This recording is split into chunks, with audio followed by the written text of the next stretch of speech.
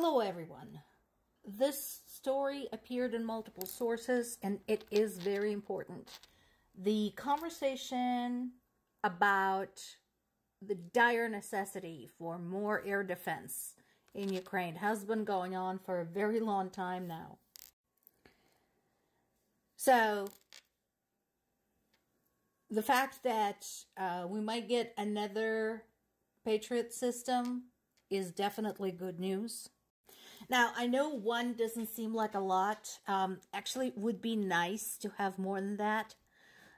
Just considering the sheer amount of attacks Ukraine is getting these days. But that said, Patriot systems are extremely effective. So even one is going to make a big difference.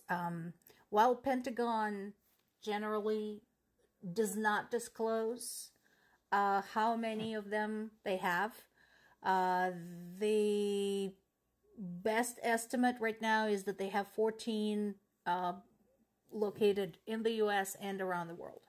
So 14 is quite a lot when you're talking about something like this.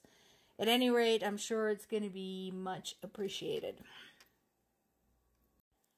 And here's case in point why we need that.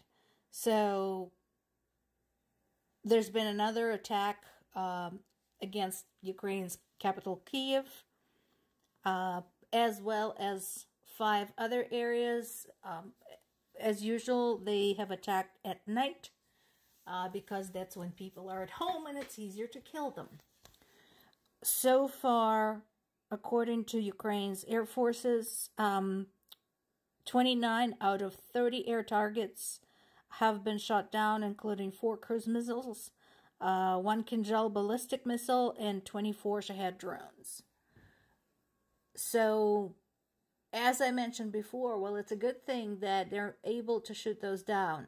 There's still a problem with the falling bits and pieces of the air targets, which unfortunately cannot be controlled.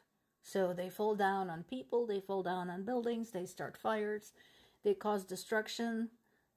That is the unfortunate downside, even when you have a high success rate of shooting them down. Multiple sources are reporting on Ukraine's continued strategy to target missile launch sites in Russia. And, I just showed you why.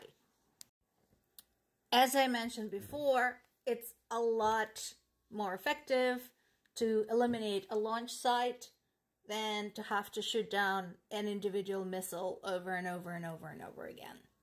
So I think that makes perfect sense. This is good strategy. And again, the lift of the ban for Ukraine to use foreign weapons inside Russia is what's making this possible. So basically, Ukraine is being proactive, targeting missile launch sites within Russia because we all know where those missiles are pointed and we have plenty of evidence for that. And going back to the continuing impact of this war on other countries, 2 more Indian nationals who were lured into Russia with false promises of jobs and security have been killed in Ukraine. The Indian Foreign Ministry had issued 2 demands to the Russian government. One is to send back the bodies. Might not actually happen. I mean, they don't even send bodies of their own soldiers home to cover up the number of casualties. And the other one was to immediately release and return all Indian nationals who are currently serving in the Russian army. Again, doubt that it's going to happen. Why? Because there's no repercussions. issuing demands to somebody like Putin and his government is not going to do a damn thing. We already know this. We have a lot of experience with this. So just telling them, give us back the bodies of our men that you sent to be slaughtered, and give us back those who are still alive, that's not going to do anything.